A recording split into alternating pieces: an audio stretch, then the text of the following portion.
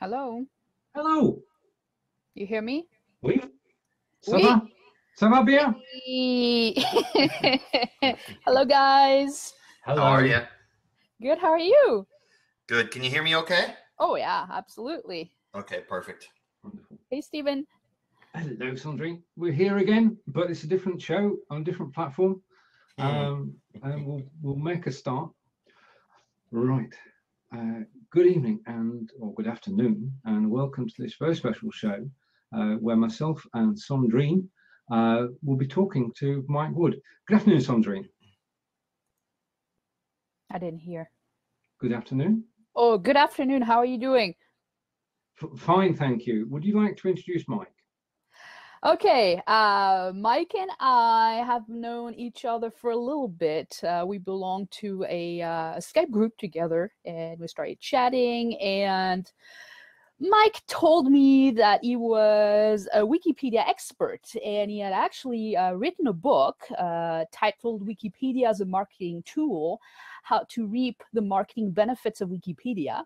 So I was very, very interested in getting to know him a little more. I interviewed him a couple of times, once for my blog and another time for another blog I write for.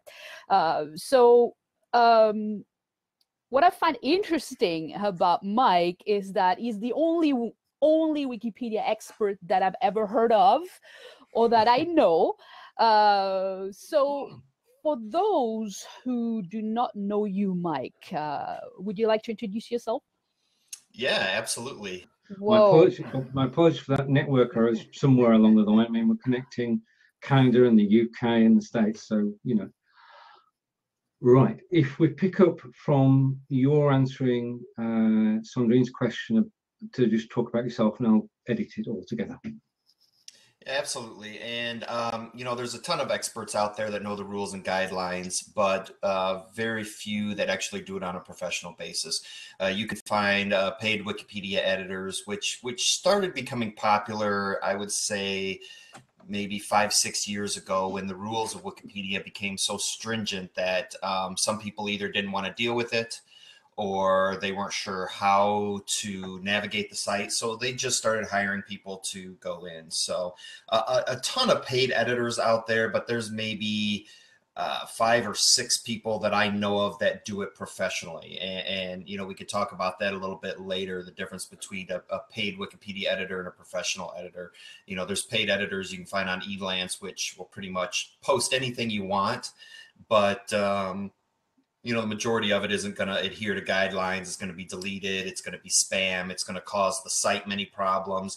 It's going to cause you many problems, as well as the writers. So that's basically where I am now. I help companies, people, anything you really need, as long as it meets the guidelines. I can pretty much take it on for you. Okay. Now, we've got lots of questions between us. I'm sure we'll get through them. But my first question is, on Wikipedia itself, which has been going a number of years, what are the advantages to a company to actually having their own entry? Well, Wikipedia is a very popular site. I mean, it's 6th, 7th in Alexa.com for both world and the US. I don't know where it would rank in the UK or Canada, but obviously very, very high. I mean, it's top 10 most visited websites. When you search a company or a term, Wikipedia is going to be one of the search results that you see on the first page. And obviously, when you tell anyone that they can get first page results, they're going to jump on the opportunity, whether that's getting a Facebook profile or creating a website or getting a feature in Forbes. They want that first page results, because we know, I don't know the exact percentages, but it's 90s that people are going to click on one of the first 2 or 3 search results. They're not going to go to page 2. I mean, the joke was, if you wanted to hide a dead body, you put it on page 2 of Google, because no one's going to find it. So that is one advantage. I mean, if you qualify for Wikipedia page and you have it, you're going to be on page 1 when people search to find more information about you. Another key advantage is people are going crazy now about the Google Knowledge Graph. And that's the search box on the right-hand side when you enter a company or a brand or a person. On the right-hand side, their picture shows up along with their website and basic information about them. Some of that information is pulled from Wikipedia. Indeed. And we know how marketers are. I'm a marketer. Anytime we see a trend, we want to jump on the train and ride it. So the Google Knowledge Graph came out and people just went crazy. People are still going crazy. They want that box on the right-hand side of search results. And one way to do that is Wikipedia. So I have been getting requests like crazy from people who say, hey, I want a knowledge graph. Get me a Wikipedia page. Unfortunately, they don't qualify. Not everyone qualifies for Wikipedia page, but there's other ways to do that to help as well. So, yeah. So my question: how do you qualify to appear on Wikipedia? Big question, because most people think if you exist, you qualify, and that is not necessarily the case. One thing I want to tell people, and Wikipedia editors will tell you this as well if you try to spam the site, Wikipedia is not Facebook. It's not your official website. It's not a social media channel. It's not your platform for promotion. Wikipedia as a marketing tool does not mean use Wikipedia to promote yourself. There's a way to do it where you get the marketing benefits. So, Wikipedia is an encyclopedia. So the first thing I tell people is, do you think that you would be popular enough in history where people would want to look you up and find out who you are? Just like, would you qualify for an encyclopedia?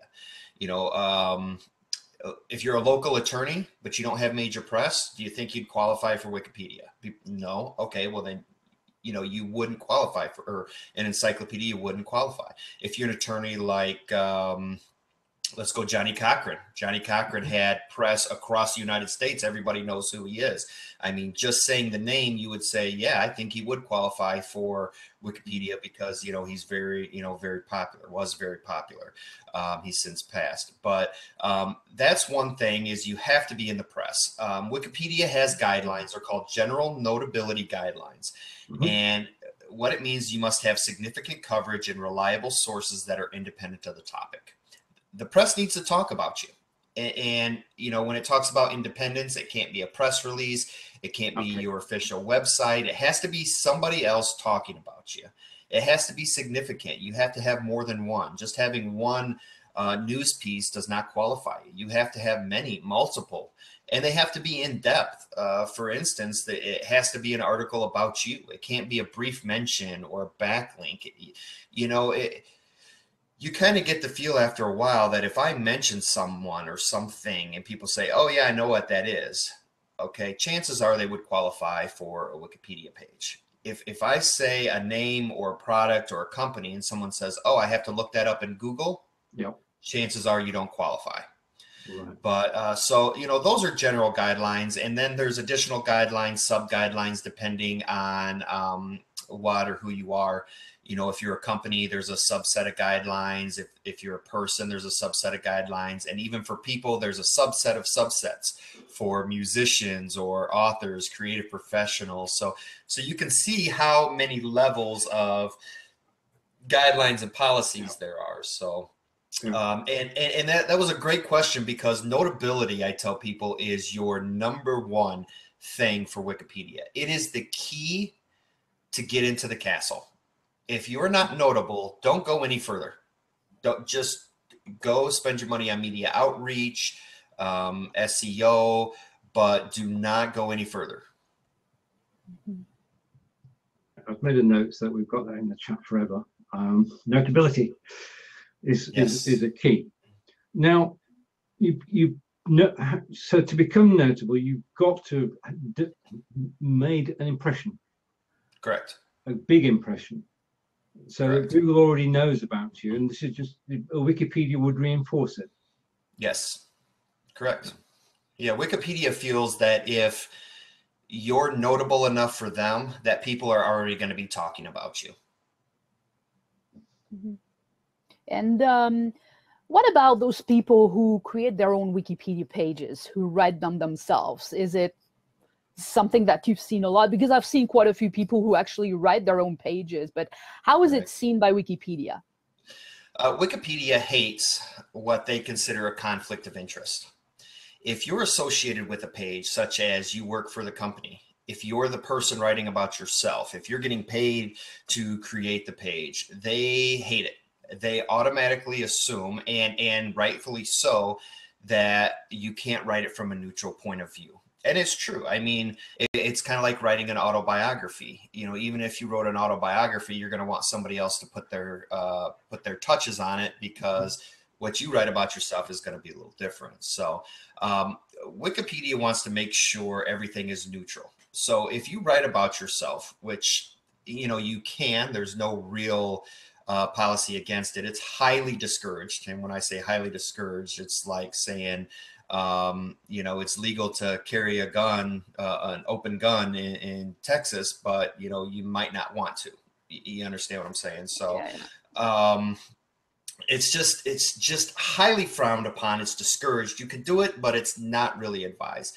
And anytime that they know that there's a conflict of interest, they're going to come in. They're going to, according to the guidelines, they're supposed to come in and make sure it's neutral.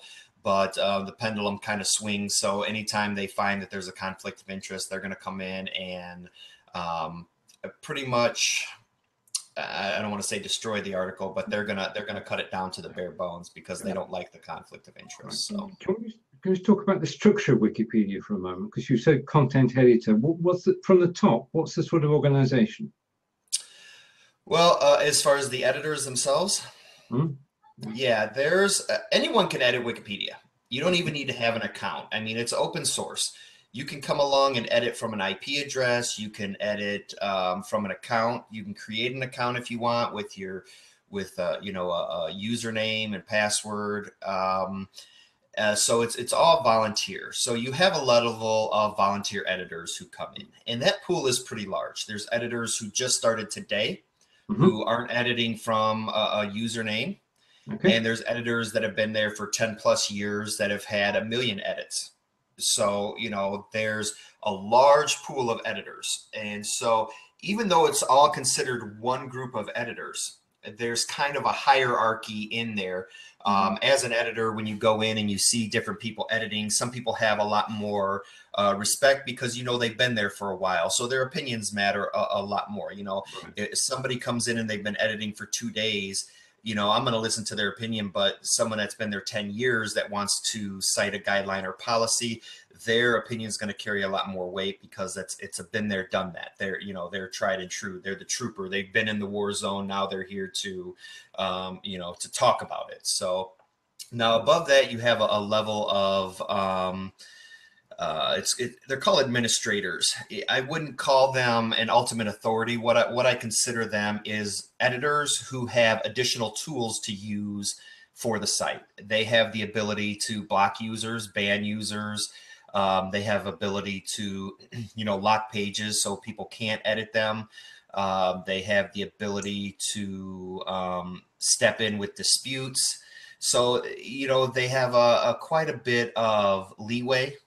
Not leeway, but they have a lot more responsibilities, and they also have more tools than regular editors. Obviously, someone that comes in and just starts editing the site, you're not going to give them the ability to block or ban editors, because next thing you know, everyone's going to be banned except for that one person who takes over. So, you know, then above there, there's bureaucrats, there's oversight. So, you know, if something should happen to be in dispute with administrators or editors, or there's something strong like a violation of privacy policy or something, they can go to the bureaucrats is what they're called, the bureaucratic notice board. I keep calling bureaucrats because Wikipedia is pretty much a bureaucracy, you know. But anyways, so you have the different levels there. It's not necessarily that they have more power. It's just they have more tools and ability, and there's you know, a level of oversight within there. I'm sensing that there's a community at work here. Yes, yes, absolutely.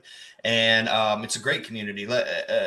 You know, I have I'm anti Wikipedia bureaucracy. So you'll see some of my articles that talk about the, you know, some of the Wikipedia editors and everything like this. But I'll also be the first person to say that there's a lot of good volunteer Wikipedia editors out there. I see them working, and they're there for a good reason. They do follow guidelines. They're very good to communicate with. They're there for a purpose. You know, in my heart, I'm a Wikipedian. I mean, I started as a volunteer. Yeah. So, you know, one thing about Wikipedia, it's very addicting. It's like going to a casino and putting your first dollar into a slot machine, and next thing you know, you're a compulsive gambler. The same thing happens with Wikipedia. You know, some people come in and they do one or two edits just because they saw something that was wrong, or they wanted to add. Next thing you know, they're editing, you know, 2-3 hours a day. That's how it started for me. It's how it starts with a lot of people. So there's a great group of people. When I talk about the bureaucracy and the anti-Wikipedia people, you know, it's really a small group of people that I talk about. But overall, the editing community there is a very good group of people, very good group of people, and they do work together. You talk about community, they have Wikipedia meetups, like picnics that they're having this summer. They have the Global Wiki Conference. So, you know, there's a lot of collaboration that's done, both on Wikipedia and a lot that they do off Wikipedia as well. Right. So Wikipedia, I mean, it's truly international, isn't it? I mean, I noticed on your website that you actually translate Wikipedia articles into an astonishing array of languages. Yes, absolutely. And you know what's great about Wikipedia is normally when you see something international, like let's take a company, let's say Sephora. Okay, when you have Sephora, it operates in the United States, it operates globally. Right? So you're going to find it translated into different languages, and people within those languages can access it. Now, even though Wikipedia has many different language Wikipedias, you're going to find that editors cross-edit all the time. And here's what I mean by that. English Wikipedia is edited not only by people in the US, Canada, Australia, the UK. It's edited by people in Japan, Germany, France, people that speak dual languages, who are coming over to do cross edits, because there may be something on the French Wikipedia and all of a sudden, hey, I want to go and make sure it's done on the English Wikipedia. You get some people who are administrators on other Wikipedias who come over to the English Wikipedia as an editor. So, you know, there's a lot of cross editing. The French Wikipedia is edited by people not just in France, but people all over the world. So you don't just have these individual languages all over, you have it melting and mixing in together. So, and that's what's great about the collaboration and being open source, is you can get the collaboration from the different languages, from the different cultures, from the different countries that help make it as neutral as can possibly be. And did you approach Wikipedia to write for them, or did they approach you? No, I don't write for Wikipedia whatsoever. To edit for them. Yes. No, I approached Wikipedia. I mean, it was one of those things when it got started, you know, you could read the news articles, and you know, I'd built websites before. I still build websites now, and I kind of dabbled. I love computers. I started with the old Commodore 64, and I always tell people about the story of I was visiting my grandpa in Florida, and he would do flea markets. He basically ran a stand at swap meets. And I was walking around a flea market once, and I saw this booth of this guy trying to sell me this thing called the internet. You know, he said it's going to take the world by storm. And I'm looking at, I don't get the concept. You know, this guy's crazy, whatever. The guy's rich, you know, somewhere controlling whatever. So, you know, always been into computers. And when I saw this Wikipedia thing and started reading more, I'm like, wow, I can contribute to that. I can actually create a page online, and I don't necessarily own it, but I take the pride of owning that specific edit or that specific change that I did. So it's like, okay, I'll give this a try. And next thing you know, like I said, it's very, very, very addicting, very addicting. Yeah. Now, you spoke about an army of volunteers maintaining the site, but you then mentioned paid editors. Correct. Can you sort of put together what the difference is and why it Yeah, absolutely. There's a big, I guess, conflict between paid editors and volunteer editors. The site is set up for volunteers, for people to be able to go in and edit the site.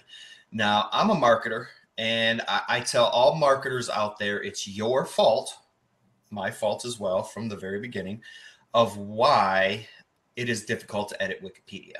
Years ago, marketers, like I said, we like to jump on trends. Found out that Wikipedia was very strong for backlinks. You get a backlink to something that's an Alexa 6, you know, you're going to go to the first page. So next thing you know, marketers were getting backlinks spammed like crazy into Wikipedia. They're creating pages for stuff that don't even have websites or news articles. I mean, they're using it as a social media channel or their own website. And Wikipedia had to combat that because it's an encyclopedia. And, you know, talking didn't work. So what they did is they had to switch from do follow links to no follow links. So now they're all no follow links in Wikipedia. Still tremendous backlink power, but and yeah, I'll debate you all day long about the no follow, do follow, because I still think no follow links have great great power in Google for link diversity and a number of other reasons. But so what happened is they changed do follow to no follow, and they started adding rules and guidelines on what you need to do or be in order to be in Wikipedia. That's where the notability guidelines came in, the style guidelines, the references, what's considered a reliable source and what's not. And it kind of was a pendulum swing, you know, it was right in the middle, and then marketers threw it to the spam side. Right. And then editors came along, volunteer editors wanting to protect the site, so they threw the pendulum all the way to the other side. And the pendulum has not ever come back to kind of go towards the middle. So where we have now is a site that, while you can edit and volunteers can edit, it is very, very difficult. You want to go on today, you know, a lot of new editors get what's called bitten by the older editors' experience because they do something wrong. But overall, new editors just don't understand the guidelines. And so what happens is they try to find an experienced editor who will write an article for them because they just don't have the time or don't understand the rules. And most people want to do it the right way. Some people don't. But most people want to do it the right way. So, and contacting the volunteer editors don't want to do it because they feel like you're using them as your promotional vehicle. Because again, the pendulum is all the way on the other side. So paid editing with Wikipedia started. People started hiring freelancers to go in and edit the site. So you had people who were volunteer editors on Wikipedia who said, hey, you know what? I can get paid to edit. I'm going to go ahead and accept money from this company or this person. So that's kind of where it started. Now, you know, we talk about the difference between the paid editor and the professional editor. You know, I used to be a paid editor. You used to be able to send me an email, send me a copy of what you wanted, and I'll put it up on Wikipedia for you. You know, you pay me $50, I'll go ahead and post it, no problem, because I know the code. I'm not going to follow guidelines, but I'll post it for you. You know, over time, you know, I've learned that, you know, and again, I am a Wikipedian at heart. You have to make sure it's notable. If you send me an email and say, I want to be up on Wikipedia, first thing I'm going to do is see if you qualify. If you don't qualify, I'm going to try to switch you to something like media outreach or an SEO strategy. Hey, you know, you can spend your money with me, but we can't do Wikipedia. We just can't do Wikipedia. And like I tell people, maybe 10 to 20% of the emails I get even qualify for Wikipedia. So it's a very low number of people that actually contact me that qualify. And, you know, I explained to them, you know, here's what we can do. Here's what we can't do. It's not your website. You want me to put how many employees you have in your company? Put it on your website. You know, it's not encyclopedic. We're going to say who you are, what you do, your history, and that's about it. No one cares about, you know, how many awards you've won. I'm not going to list 50 awards that your company's won. Or you know, you may have won. You're an artist. I'll list your music, your songs, but I'm only going to list the ones that charted. You know, discography. We're going to keep it within the Wikipedia guidelines for the site. the other thing between the difference between a paid editor and a professional editor, and I've lost clients over this, where people have said, this has to be in the article. And I tell them, this doesn't meet guidelines. I can't put that sentence in the article. There's no source for it. And it's going to be spam to put it on there. So you absolutely cannot put it on there. Well, we want it on there. We're paying you to do it. And I tell them, just because you're paying me to do it doesn't mean necessarily that it can be done. You know, it all must be done within the notability, the citation style, the formatting. It all has to be followed. Because in the end, 6 months from now, you know, you're going to pay somebody just to put your article up. 6 months from now, you're going to be contacting me and saying, oh, the article was deleted and now it's blocked and can't be created again. Or, you know, they're going to come to me, they're going to follow the professional advice and have a nice article that 6 months from now, they're still going to see it up there. So plus again, it doesn't harm the Wikipedia community. It actually builds the encyclopedia. It's written from a neutral point of view. And that's where the conflict comes in between paid and volunteer editors. A lot of people, most of them say that because I take money to create an article, that I automatically have a conflict of interest because I'm going to post what the client wants. Okay, yeah, I understand your argument, but you know, if you did get to speak to some of my former clients, they're going to tell you that that's not the way it is. You know, I'd rather tell them, sorry, this paragraph you want in there can't go in there.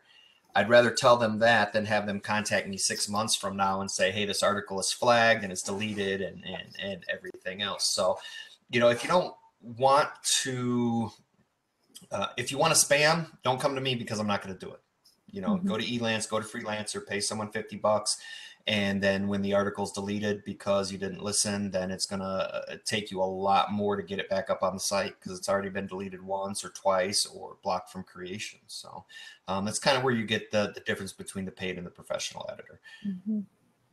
So you talked about notability, citation, formatting, and so on and so forth. What are the most important guidelines that people should be aware of for Wikipedia? Well, absolutely the notability. I mean, notability is 95%. You know, if something is notable and it doesn't have the correct references, maybe it uses the wrong references, that doesn't necessarily mean the article will be deleted. You know, Wikipedia says that as long as a reference is available, you know, you can still use it within Wikipedia, even though it's not cited in there. So notability is number one. Study notability guidelines. I have the guide to notability I sent you before. I could send it to you again. It's kind of a step-by-step guide on how to determine and see if you're notable, but you have to be notable 95% of the way there. The other 5% all comes down to writing style. And again, formatting. Make sure you format it properly, you know, have the proper headings. Don't put, background, awards, how I'm special, you know, my mom likes me, you know, those headings just don't belong. Follow the heading format. The references, make sure that you use the proper references because that also will help show your notability. And make sure it's written from a neutral point of view. That's the other guideline. Neutral point of view guidelines are very, very, very important. Use the correct references. You know, for instance, I could go out right now and, you know, we have Hillary Clinton versus Donald Trump. I could find references for both to write articles. Let's take Donald Trump. I could find references to write a Wikipedia article that says he's the greatest guy in the world. I could find references to write a Wikipedia article to say he's the devil. Okay. The goal of Wikipedia is to make sure that it's neutral. So that's very, very important. You have to find the balance. You have to find the weight. For instance, I'm not going to use Gawker to cite Gawker 100% in an article. You know, you're going to want to look, okay, maybe Gawker reports it and New York Times picked it up and confirmed a story. Now we have a good solid foundation. You know, I'm not going to use Breitbart to cite everything in an article. I'm not going to use HuffPost to cite everything, you know, in an article because, you know, different political, you know, one paper is going to side one way or another, depending on their political background or their political point of view. So you got to make sure that it's neutral and you pull from a collaboration of sources.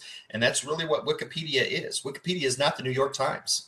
You know, it's not the Huffington Post. It's Wikipedia. It's a collaboration of what everything in the media is saying. So, right.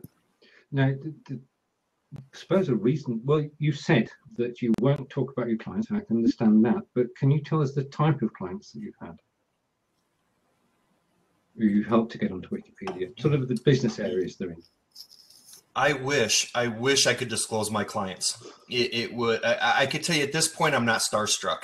I say there's only two people I could meet, and that would be Ice Cube and Jimmy Clausen. Those are the only two people in the world I could meet where I would actually, you know, be starstruck. But I've met authors, musicians, Fortune 500 companies.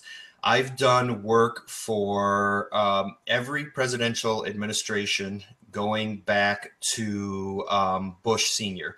And when I say every presidential administration, I'm not talking about the president themselves. I'm talking about someone that's either been in their cabinet or been involved in the administration some way, some shape or form. So, you know, there's a lot of people that have come my way that I've been able to help. So just about anything, medical companies, again, just about any Fortune 500 company I've dealt with a lot. Lawyers, bankers, CEOs, again, authors, musicians, just about anyone you could think of, I've been able to have my hand in. So, and among those fields, which ones have been the more cooperative of them all? A cooperative? Yeah. You know, it's very hard when you're dealing with a company, and not because it's a company or corporation. It's just the more people you have in a company, and I know this from working in government agencies, especially, everybody has to put their hands on it before they get an approval. So, you know, when you're dealing with a company and I send over a draft of what meets guidelines, it'll touch 20 different people, and it comes back to me and I don't even recognize the article. So then, you know, I have to go back and say, okay, we can't put this, we can put this. So the less people that have their hands in it, the better, because when I give it to them the first time, this is what I got. This is how, and I don't even want the companies or the people to send me their information. Sometimes they're like, hey, we'll write up the article for you. And no. Let me write the article from what I find, because I want to write it how a Wikipedia editor says, hey, I just come across this company or this person, I want to write an article about them. I want to write it how they would write it, then send it to you, and then we can discuss changes. So the less people that have their hands in it, the better. But again, you know, I've dealt with some companies where I've sent them the first draft and they've said, great, this is great. You know, I've dealt with some people that, you know, we've gone through 6, 7, 8 revisions before I finally said, I can't do any more for you, because it's just not going to meet. So, yeah, there's been some cooperative. I have lost a few clients by telling them that I just can't do that for you. You know, it's very, very few, but you know, I have lost them. Reputation is key, and you're the first filter in the Wikipedia chain. Correct. Yeah. Correct. Absolutely. And I'm glad you brought that up. A lot of people don't realize, but, you know, I tell them when I create this article for you, I may be the creator, but I'm not the end user. You know, once this goes live in Wikipedia, you've got to understand that anyone can edit it. So again, we're talking not only about the editors internationally, but we're talking about the people who edit different Wikipedia languages that are coming over, or vice versa. And something comes up in the media tomorrow, I can't control that. That's your life. That's what you control. You know, I've done biographies for people and put them up, and 6 months later, something bad happens. Maybe they get arrested or whatever it is. And then they're like, oh, I want this off my Wikipedia page. I don't control your life. I don't control the press. I write what's out there. You know what I mean? So, you know, people got to realize that once this goes up, it's up there. So, you know, there are some disadvantages to having a Wikipedia page. If you don't want your reputation tracked, run from Wikipedia. Right. So the initial piece that you do is neutral but positive. Yes and no. Okay. The stuff that I put on is positive, but not because I want to write about a client in a positive view. You know, if you step back for a minute, let's go back to the clients who contact me. You know, I have 10 people a day contact me, and let's say 2 of them qualify for Wikipedia. I'll send them quotes, and one person decides, you know, they want to do it. But when I get on there, I find that everything's positive. It's good. There's no negativity out there. I can write them from a neutral point of view as long as they have positive, press out there. Right. I'm not making anything up. No. Okay. No, based on fact. Now, the next day I get 10 people to qualify. The one person who qualifies has a ton of negative press out there. They're contacting me because they have a bad reputation online. They want to push it off the first page. They want a Wikipedia page because they know it hits first in Google. Yeah. I tell them run, because the second you create a Wikipedia page, all that negative press gets to go onto that page. Yeah. Not only does it go on the page, but it's also grabbing onto those negative links that you're trying to bury, and it's pulling them up with the article. So even though it's no follow links, it still has a lot of authority.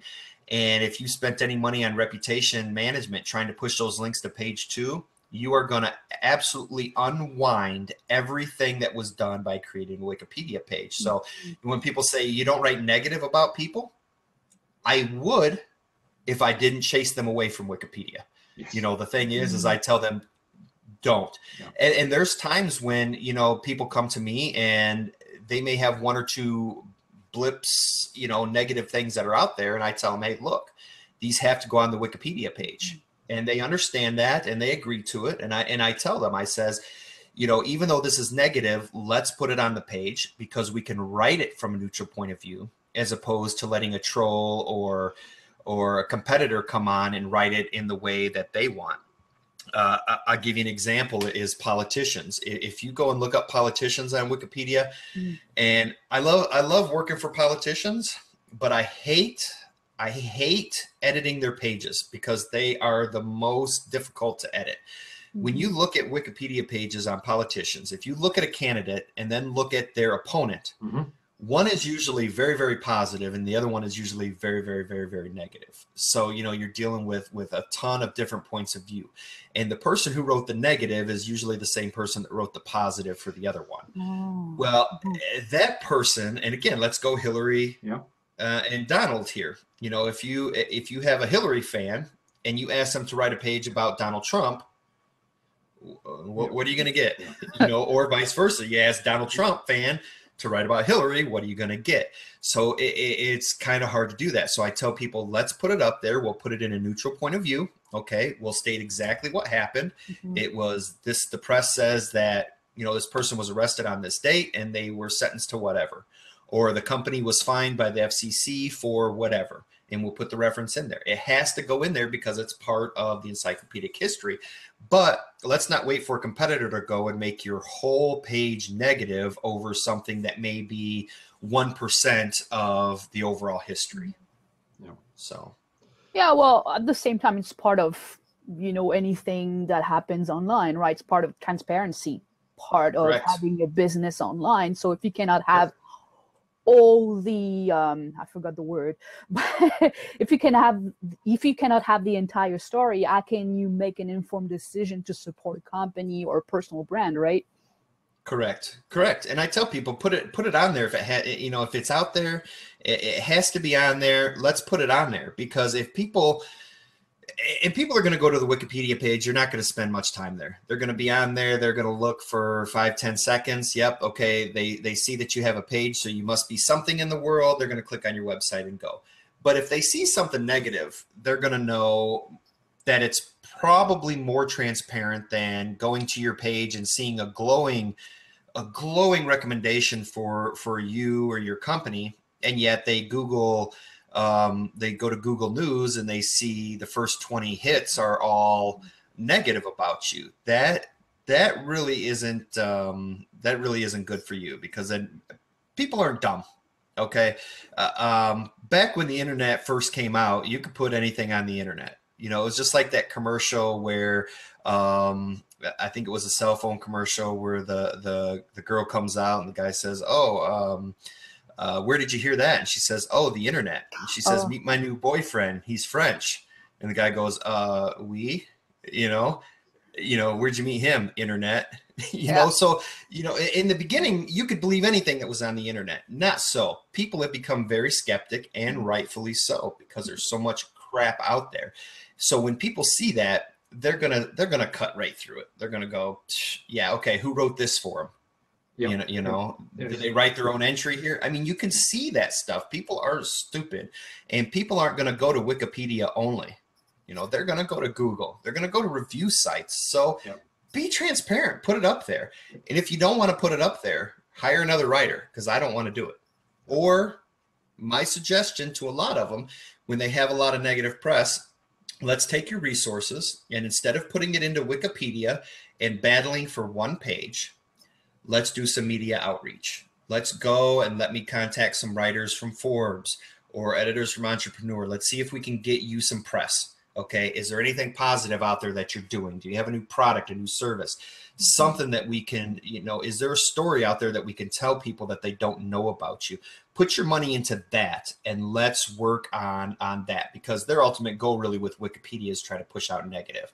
If I can get them 3 or 4 positive articles in some high-powered press, it's gonna outweigh Wikipedia any day. It really is. Be more of an advantage. But when people are looking for things, I know that when I'm looking for things, I look on Google, I look on Wikipedia, and IMDb, and those are my 3 authorities. Yes. And if I'm visiting a place, then I can look at the town or the city and get everything I need to know about that place. And if I'm researching a person, again, or a business, I can find it on Wikipedia. That's been since the beginning, the go-to place, hasn't it? Mm-hmm. Absolutely. I'm glad you brought that up, because you read so many articles about people saying that Wikipedia isn't reliable. Mm-hmm. Wikipedia is just unreliable. Don't trust it. Those are the same people that if you looked over their shoulder while they're on the computer are going to go to Wikipedia first when they Google something. Because even though, and I'll agree, even the co-founder, Jimmy Wales, says that Wikipedia isn't reliable. A lot of people agree that it's not reliable, but that doesn't mean don't use it. What I love about Wikipedia, it is an invaluable source. Just like you said, you can go and find anything you want. When I go to Wikipedia and I review, like, say, a city, I may read the Wikipedia article and say, that's great. I'm glad that everybody who wants to edit this page decided that this is what the city is. I scroll to the bottom, and you will find a list of all the sources that were used to create that page. That's where I think Wikipedia is great. And you see academia starting to talk about, hey, let's start using Wikipedia maybe. I've had professors contact me and say, how do I keep my students from using Wikipedia? Don't keep them from using Wikipedia.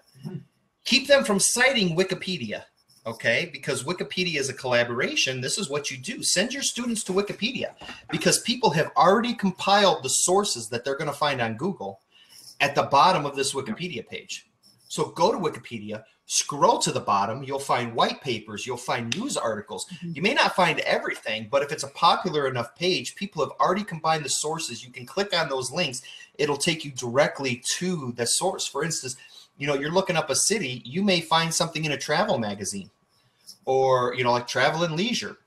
That's a good one. Very unbiased. They're putting together a collaboration of stuff. Okay, I'm going to go read the article in there about the city.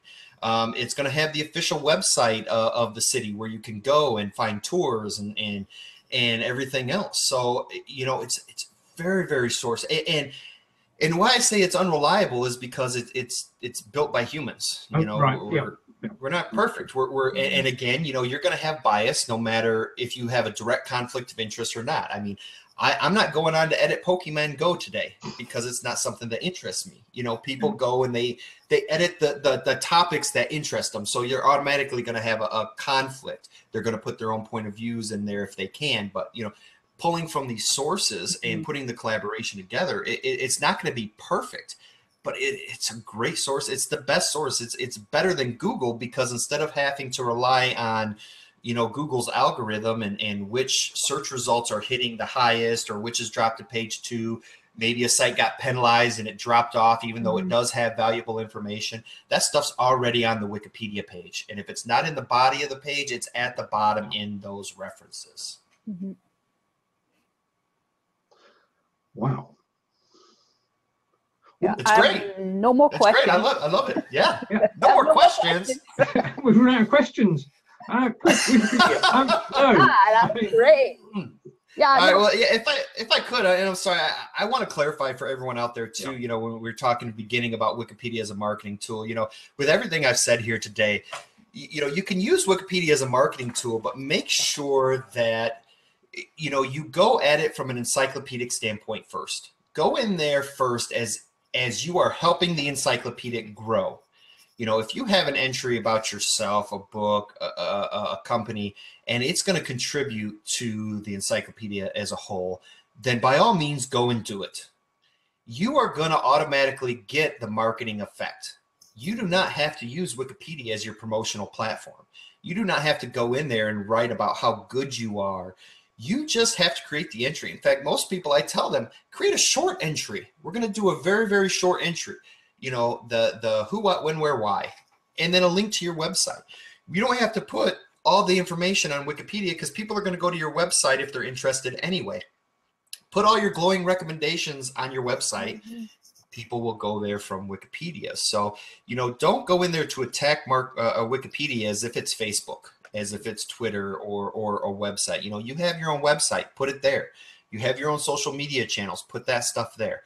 Wikipedia needs to be neutral, unbiased, and just contain the basic who you are, what you do. Here's the link. Short, to the point entries, and you will see the marketing benefits. So, well, for me, it's the same as good, healthy marketing, because the best marketers, the best brands, they do not show off. They just present the information. They're just trying to get helpful and be helpful to the audience so that the audience can make a informed decision as to what they want to do with the information they have. Either they want to support the company or they don't want to support the company. So speaking with you today has really given me good insights into how, you know, really what good marketing is. It's not just Wikipedia. It's about presenting the information in a way that tells people, here it is, it's neutral. Now it's up to you to make the decision to support me or not, right? exactly. And that's a great point because people aren't going to read your Wikipedia page and go, you know what, I want to buy that product now. Mm-hmm. No, they're using it for basic information. And here's my family. I can't deal with my family buying anything anymore. And both my direct family and my in-laws, because when you tell them something, they go online, they're going to look at every website, every review, and they're going to go, and it's going to take them days to compile this information before they buy something. So I just say, let's get it. You do the research, whatever you want. And they're going to spend that time on the internet doing the research. Not one of them goes to Wikipedia and goes, I'm sold, let's do it. You know, they may find some basic information there, but they're going to do more than that. So yeah, absolutely. Just put out who you are so people can confirm you are who you are, or you do what you do. Everything else doesn't need to be there. It doesn't need to be, you know, look at me, I'm great. Here's my Wikipedia page. It just needs to be the basic information, you know, simple as that. Wonderful. Yep. This has been, I think we can agree, a brilliant session. And we just want to say a big thank you, Mike, for coming along and chatting to the two of us today. No, I appreciate you having me on. It was great. It's glad to see we're talking from all the way around the world here. Oh yeah, truly. I mean, this platform is wonderful, and it's one that we've discovered and make a lot of use of in chatting to people. But today has been an absolute pleasure. It's to meet you, and I think I'm going to jump the gun here, Cendrine. But do you think we should invite Mike back later in the year to talk about marketing? Oh, absolutely. I'd love to have him again. I would love to come on. I mean, this is a great platform. This is only my second video chat I've been on, but I really like this platform. I mean, I can see everybody. It's nice and clear on the right-hand side for the comments. I'll be glad to come and talk about anything you want, anything dealing with marketing, Wikipedia itself. Get a list of questions for me. I'll be here. You can fire away. Right.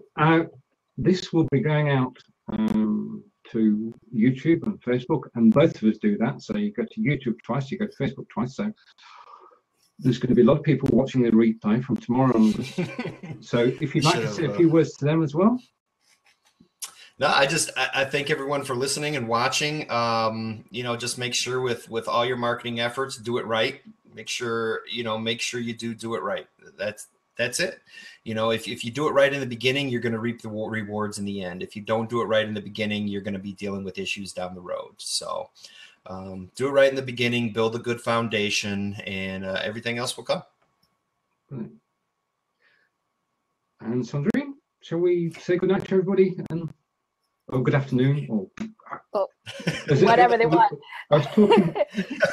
Whatever they want. Thank you very much, Mike, for your time and for appreciate answering our questions. It was great. And I got some very insightful answers to some of our questions that I never asked you before. So that's fantastic for me. Thank you very much for your time. Thank you, Stephen, for your time as well. It's a pleasure to be with you every month. And thank you to everyone who watched us today and who will watch us later on the replay. It's a pleasure to see you all every single month. Thank you very much. Wonderful. Thanks. So it's good night from myself, and bye from Cendrine and Mike. And Cendrine and I are back again next month, and we'll post a link to that later. But it's been our pleasure, Mike, and we look forward to chatting with you again. To everybody on Fire Talk, thank you. To Fire Talk themselves for providing this, thank you, and see you all later. Okay. Bye.